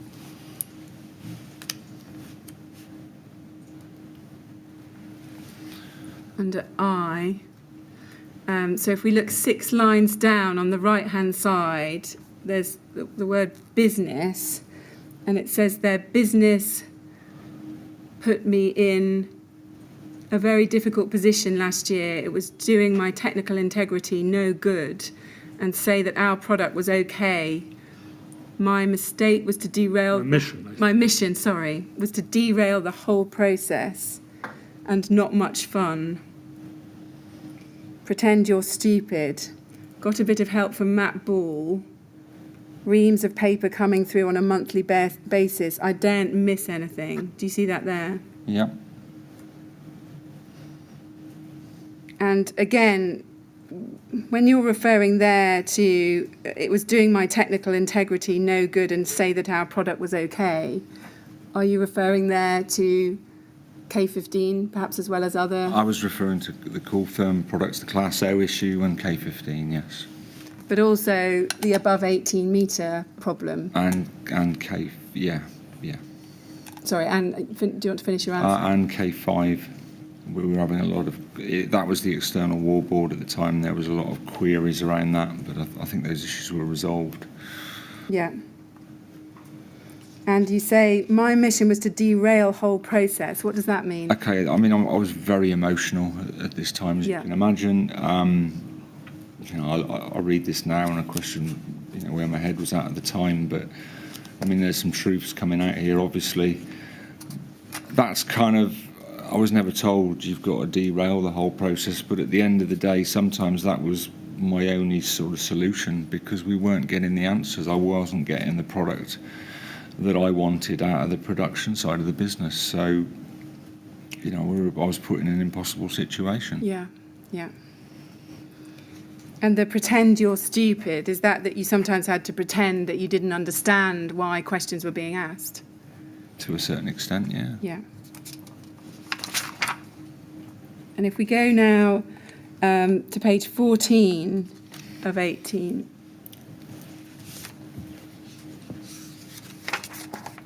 Here, and then if we look in the second paragraph, at the end of the first line, so I think that's the second paragraph beginning with I.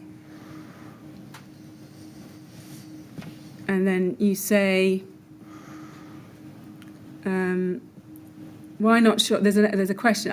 Why not sure what to do? And then it says, time definitely K15 project, making sure none of that being pulled off the wall. My main goals. And this one was failing. Not sure of answers and not sure what to do. Making up as going along. I was trying to keep on track. So there, you do seem to be referring specifically to K15, don't you? There. Yes. And making sure none of that was pulled off the wall, that's making sure no one realised that it shouldn't be on the tall buildings and pulling it off. Is that fair? No, it was... Well, we were dealing with the inquiries. They were saying that, unless you provided evidence, we needed to pull it off the wall. So we would then approach with the letters of comfort. We would go out and find engineers and fire consultants that would badge it. We would collate any fire performance information on the ancillary products and try and bring together a position, and we would pay external consultants, BRE, Exova, whatever. That was our strategy there. Yeah. But yeah, ultimately we didn't want anyone that had bought the Kingspan product to have had to remove it because they would never buy it again. Yeah. And then if we go to page 15, in the second I in the margin, you say there, time flies, my priorities sat with live projects. And then I think you say shafted by TM. Does that make sense? I felt Tony left me in the lurch a little bit because he left at the time. I think that's all that was, really. Yeah. And then do you say there, is it right, kept BRE sweet, damaged my integrity when just being told to book a test? Do you see that there? Yeah. So 50k wasted each time. Yeah. Might take longer and works all that matter in my eyes anyhow. So just breaking that down, when you say kept BRE sweet, what were you referring to there? In what way had you kept them sweet?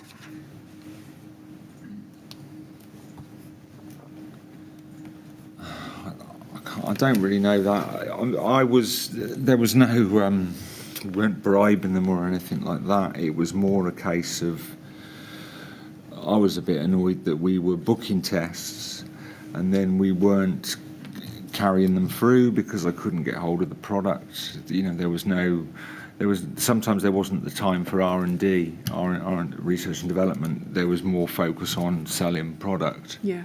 Sometimes research and development came second, and that isn't the right way round at all. Yeah. So, you know, that was, I was just thinking I was damaging my integrity by saying to Phil Clark, right, we need the laboratory next month for 30 days, and then I wasn't able to deliver on that. I see, yeah. So it was getting very frustrating towards the end.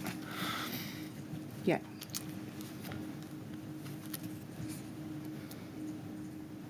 That's helpful. And then if we go to page 31, and look at the fourth line down.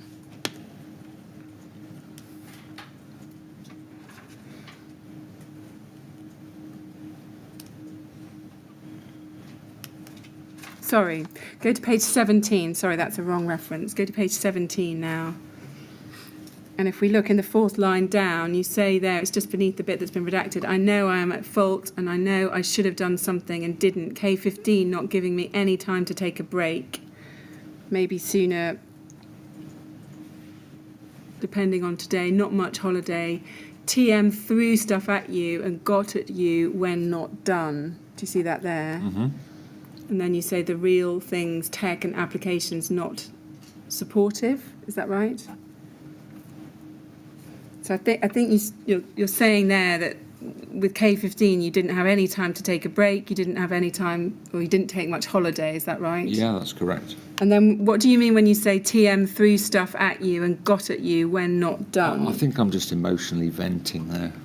About your boss? Yeah, about my boss. At the end of the day, Tony was a good bloke. And you're not saying he physically threw stuff at you, you're talking about work was being thrown at you, is that right? Yeah. Yeah. At the end of the day, I think it was being thrown at all of us there. And then I just want to look at the appeal hearing. So your employment with Kingspan was terminated, you appealed this, and you met with Richard Burnley, the managing director of Kingspan, and Elaine Gale, a human resources advisor, on the 3rd of September 2015. And there are minutes of this meeting. And I just want to take you through them. You say, and you've said it today again in your witness statement, that you're not confident of the accuracy of this as it was a highly emotional time and you were operating with minimal sleep and under extreme stress. Is that right? That remains Yeah, definitely. The position. If we can go then to KIN 408681 and we go to, these are the notes of that appeal hearing. And if we go to the bottom of the second page to start with, 4 lines up, you say, I don't really blame Kingspan. Yes, it's been a turbulent time and I've been put under excessive stress. I'm coming here with my hat held out to you, really, because I'm physically in a mess. It's been known to the business. I think I've always had, and then you go over the page, a drug problem. Obviously, there were a number of times that people have joked with me when I've been going to Amsterdam, etc., that sort of thing. And then you say this, I'm surprised that nobody thought my part-time hobby and lifestyle had taken a turn for the worse 18 months ago. So is it right that you're saying in this interview that you were surprised that people hadn't appreciated that you were having a very difficult time 18 months before this? Is that right? Yeah, definitely. And the suggestion is that they should have been aware. Do you think they should have been aware at the time of the stress and the pressure that you were under and the toll it was taking in terms of your The thing is, health? everybody in the business, it just seemed a very busy time. There was a lot going on. I think I handled it sometimes, excuse me, outwardly I handled it quite effectively. So, you know, I don't know. Perhaps they should have noticed, but, you know, I can't blame them if they didn't. Yeah. And then if we go on to page 5 of these notes,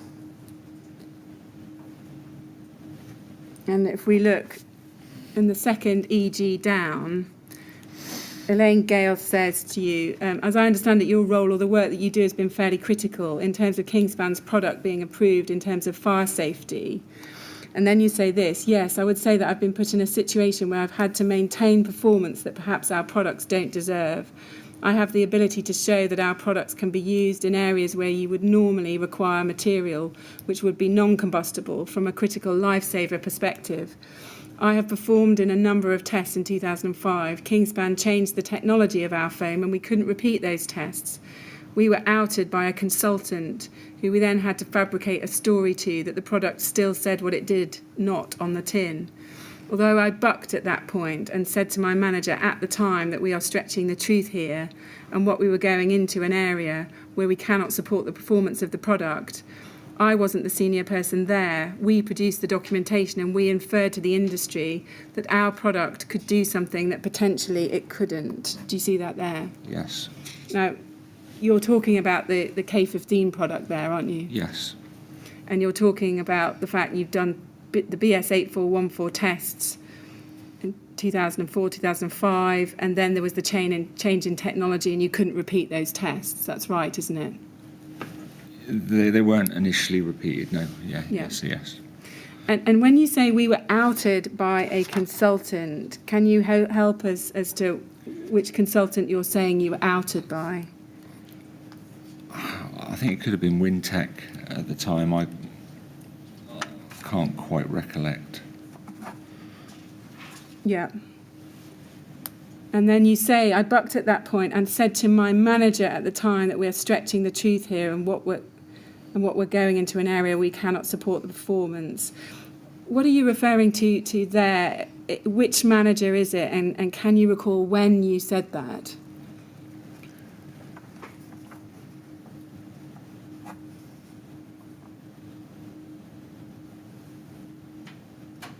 I think I would have communicated this up the ladder to Malcolm and Phil, perhaps Tony.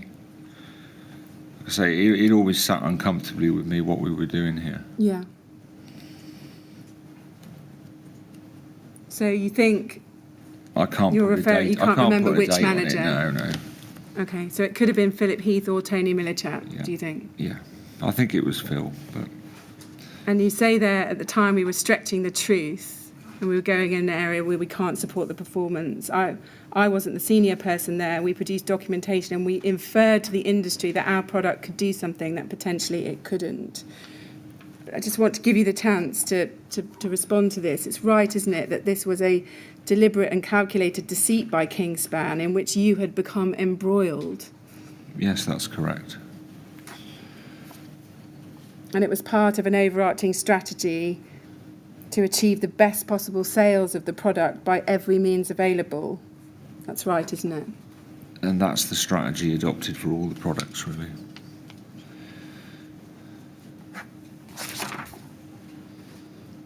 That is that everything that can possibly be done is done to achieve sales. Yeah. And then if we go on, page 7 of this, this is quite dense type here, but I want to ask you about a section that's actually just near where the redacted part is. So at the end of that line where there's the redaction, you say there, also my colleague Adam Heath, who has dealt with a lot of the high-rise issues, he was suffering stress because of the battering we were getting It was very difficult. We were aware that anything that we said could have caused a legal problem for Kingspan. We had to be very careful in what we wrote, and to be honest, I didn't have a lot of support and understanding from my managers at that time because my boss, Tony Millichap, was moving to another job role. So in his last month, he removed all of his responsibilities and said, "That's your choice now." There was no one out there. That was no specialist in the marketplace. It was on my shoulders to make all of the decisions, and if anything, I kept our heads above water during that time. Do you see that there? We can stop there. And again, are you referring to the battering that you're getting about high-rise issues? Is that over K15? Yes, definitely.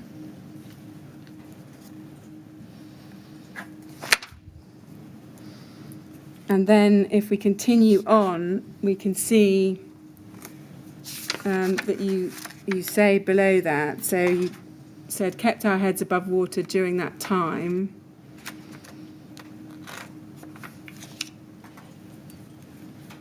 And then you go on and you say, and although I might have been accused of parking some of my important projects, at least the 230 high-rise buildings that could have asked to remove the Kingspan insulation off them, they were never, as far as I'm aware, we managed to evade the problem. Kingspan couldn't say that we were completely happy with the construction because we weren't. We couldn't highlight it to the person we sold it to and the person at NHBC that it was an issue. So, I mean, Adrian was very busy as soon as he took over the role, sales team. Do you see that there? Yes. Now, the 230 high-rise buildings, where did that number come from? Where had you got that from? Once we started getting issues and queries, I made it my team's responsibility to track all these projects. So we dumped all the inquiries into a high-rise matrix, like an Excel sheet, which listed every single project, what information had been sent, what the cladding was, what the details of the build-up, etc., who the contractor was, if we'd managed to resolve the issue, and which fire engineer we used, and whether that information could be used elsewhere, that sort of thing. So it was a matrix we created, and it was about 230 when I left Kingspan anyway. Right. Yeah. And I think you've already accepted there were hundreds of high-rise buildings with K15 in the external system by August 2015, weren't there? Yeah, definitely. Mr. Chairman, I've come to the end of my questions. If we could have a break The usual now. break. The usual break, Yes, just to of course. sweep up anything else. Yes. That would be helpful. Well, Mr. Meredith, when Council thinks she's got to the end of her questions, she needs a short time just to check there aren't any things that have been overlooked. And we also have to allow the opportunity for people who are not in the room but following the inquiry to make suggestions. So we'll have 10 minutes. Will 10 minutes be all right for the time being at least? I think so. Well, we'll I'm say... getting nods behind me, so let's go for 10 minutes. Yes, I think what we'll say is we'll resume at 4:30 unless we get a message that more time is required, in which case it might be a bit longer. Okay. All right, so would you like to go to the usher? And again, no talking about your evidence, please.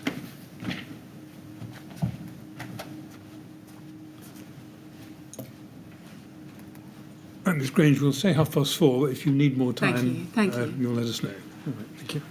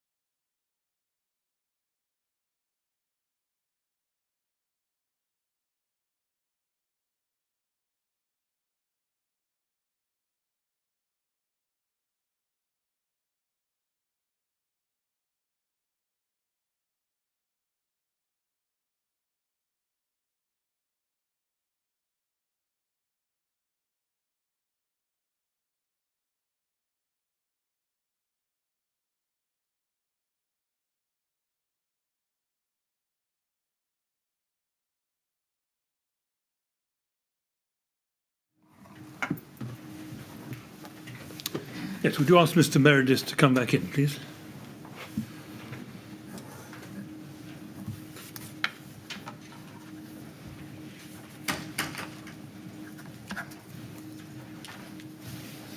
Right, Mr. Meredith, we'll see if Miss Grange has found any more questions.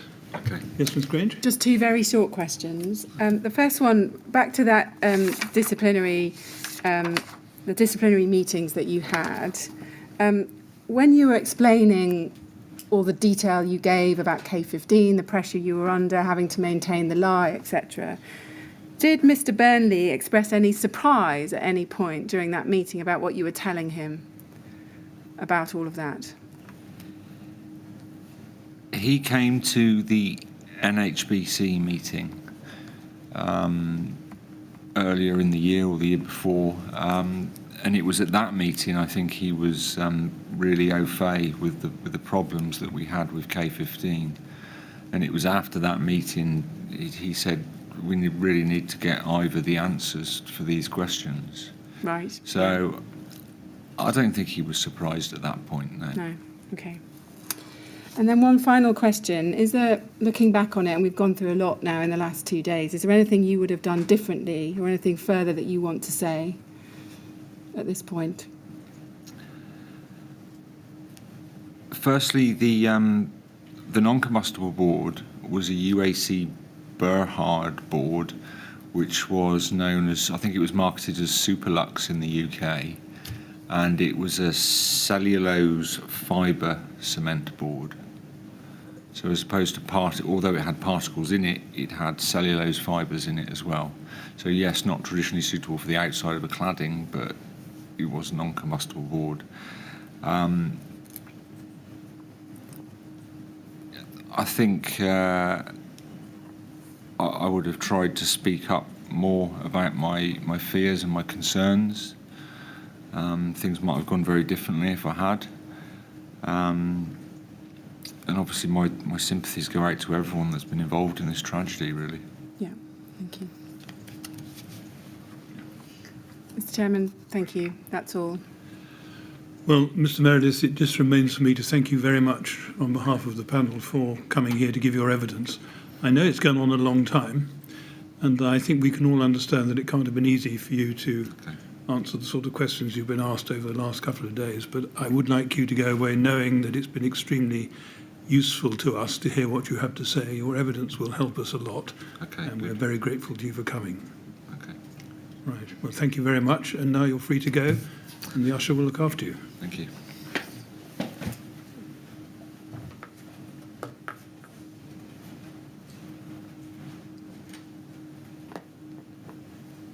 Thank you, Ms. Grange, and that must be enough for today. That's it, and another Kingspan witness tomorrow. Right, thank you very much. Well, we'll break at that point, and we'll resume at 10 o'clock tomorrow morning, please. Thank you very much. Thank you.